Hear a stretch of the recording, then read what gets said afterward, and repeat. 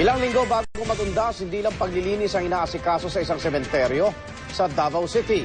Ang ilang nakalibing kasi, ninanakawan ng mga buto sa tuhod para ibenta umano bilang anting-anting. Saksi si Marlon Palmahil ng GMA Davao. Luma man o kahit mga bago, ang ilang punto dito sa Roman Catholic Cemetery, pare-parehong binutas o binakpak.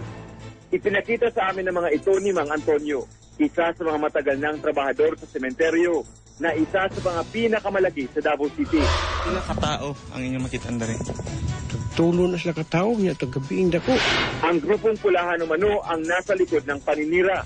Pero di raw mga gamit ng mga namatay ang pinag-iinteresa nila, kundi mga buto sa tuhod o kneecap.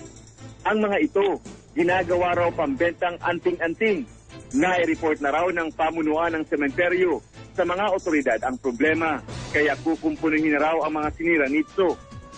Puspuso na rin ang paghahanda nila sa nalalapit na undas.